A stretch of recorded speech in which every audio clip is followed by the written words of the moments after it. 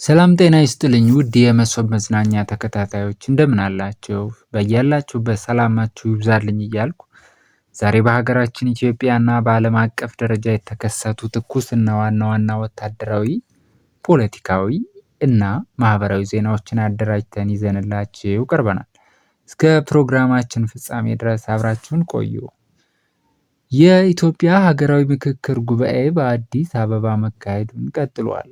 በአዲስ አበባ ከተማ አዲስ በተገነባው ዓለም አቀፍ ኮንቬንሽን ማዕከል ከሐምሌ 8 ቀን 2018 ዓ.ም ጀምሮ እየተካሄደ ያለው ሀገራዊ ምክክር ጉባኤ በደመቀ ሁኔታ እየተካሄደ ይገኛል።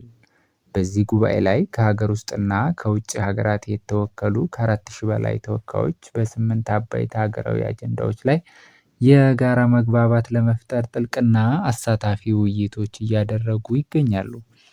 ከተሳታፊዎቹ መካከል ወጣት አብርሃም ጥላሁን ለኢዜአ በሰጠው አስተያየት ቀደም ሲል በችግሮቻችን ምንጭ ላይ ተቀራርበን አለመወያየታችን ብዙ እድሎችን እንድናጣ አድርጎናል ብሏል። በመድረኩ መሳተፉ የሌሎችን እይታ ለመረዳት እንደረዳውና ሀገር የሚገነባው በኃይል ሳይሆን በጠረጴዛ ዙሪያ በሚደረግ ምክክር መሆኑን ገልጾ ሂደቱ መልካም ውጤት እንደሚያመጣ እምነቱ የጸና መሆኑን ተናግሯል። ወደ ውጭ ዜና ስናመራ የሩሲያ የድሮን አምራች ኩባንያ ዋና ስራ አስፈጻሚ በቦምብ ጥቃት ቆሰሉ።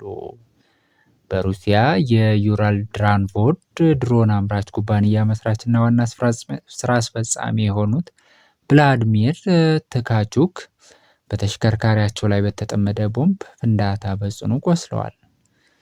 በየካተርንበርግ አቅራቢያ በተከሰተው በዚህ ፍንዳታ የጥቃቱ ሰለባው በጽኑ ሕክምና ላይ እንደሚገኙና ጥቃቱ በሩሲያ ወታደራዊ መሪዎች ላይ የተቃጣ አዲስ ጥቃት መሆኑ ተጠቅሷል። በሌላ ዜና በለንደን ኮቨንት ጋርደን የቢላዋ ጥቃት ተፈጸመ። በእንግሊዝ መዲና ለንደን በሚገኘው የታወቀው ኮቨንት ጋርደን አካባቢ የብዙ ሰዎችን ሕይወት አደጋ ላይ የጣለ የቢላዋ ጥቃት ተፈጽሟል።